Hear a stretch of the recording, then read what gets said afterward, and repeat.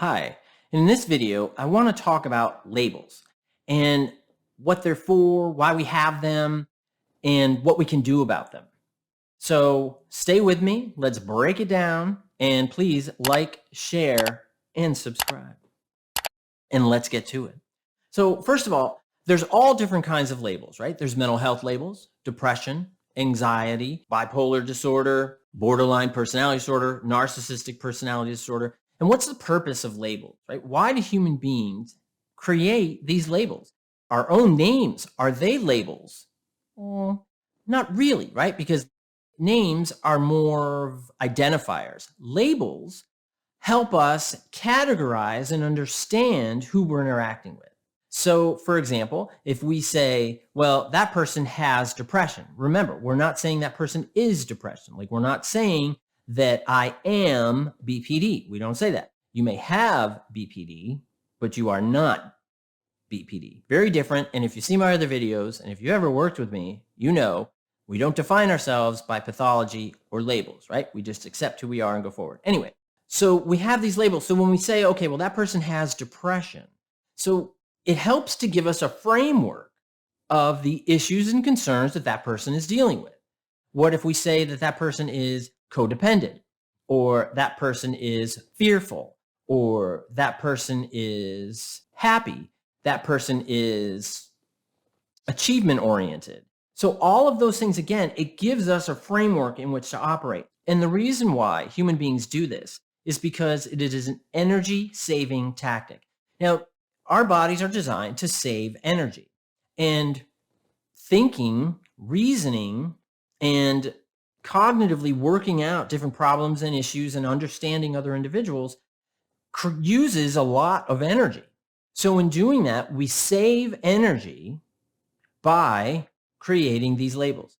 I think the big problem becomes when we internalize those labels. When we internalize labels of failure, of borderline. That would be when you say, I am borderline. Don't do that. You may have borderline personality disorder, which identifies particular symptoms, traits, and issues that you have and are contending with, but that doesn't make up who you are.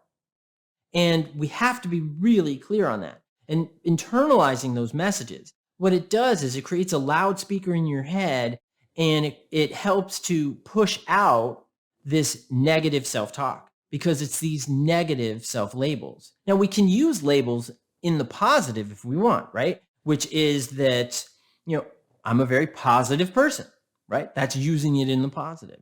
That I am very achievement oriented.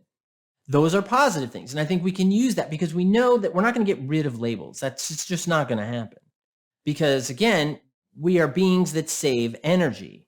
And I remember, I'm going to tell you a story. So when I was in graduate school, on the bottom floor, it was like the vending machines and stuff like that. This was at West Virginia University. And so I'm watching people come in and out, and there's the vending machines, and a little like kind of a social area there, classrooms and stuff. And then on the second floor, that was our department. And I remember, so one day I'm just sitting there, maybe I'm eating a Zagnut, not really a Zagnut, because I don't think Zagnuts are even out, and I don't think I like Zagnuts, but probably a Milky Way or Snickers. I like those a lot. And yes, I digress to tell you what candy bars I like, because why not? Okay, so I'm watching these folks, and we're just up on the second floor, and I would say 90% of the people were using the elevator. What was interesting is that they waited longer for the elevator than it would take them to go up a flight of stairs.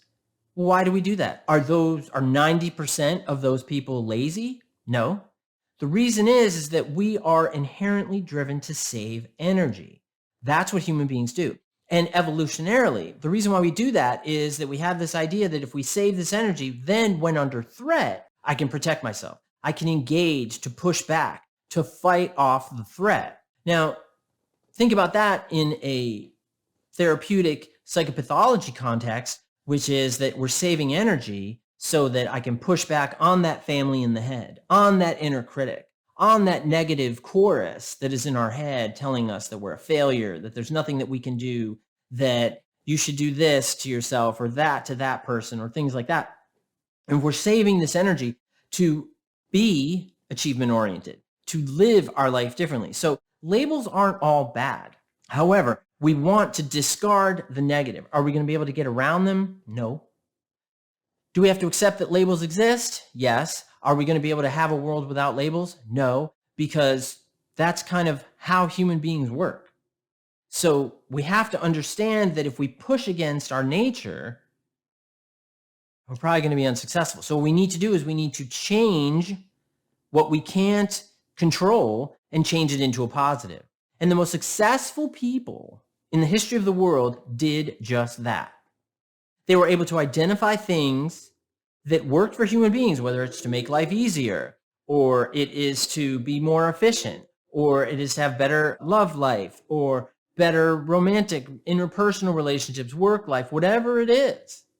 Because that is how not only are we successful, but we're able to manage not only what's happening intrapersonally, but also what's happening interpersonally. And that's using labels to your advantage. And that's what I want you to do. I want you to push out those old negative labels, and I want you to internalize those positive labels. And the way that we do that is because we are adaptive creatures. Now, not only are we designed to conserve energy, but we're adaptive too. And the perfect example is smoking cigarettes. I don't smoke, but the first time that you smoke cigarettes, you're coughing it up, because your body's like, hey, I don't want this stuff. This isn't good. This is terrible stuff, terrible stuff. But if you keep doing it, your body will adapt to it, even to something that is unhealthy. Well, couldn't that also be true for telling yourself that you're a failure, telling yourself that you are worthless? Couldn't it be the same thing? Because it absolutely is.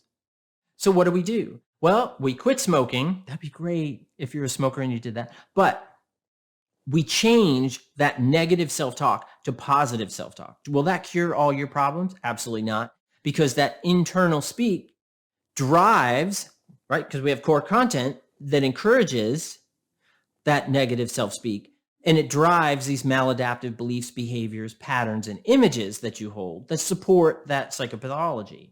So what we want to do is we want to develop positive core content, enhance that positive core content, then from that, build positive affirmations, positive beliefs about yourself, so that you are using adaptive strategies to manage your environment.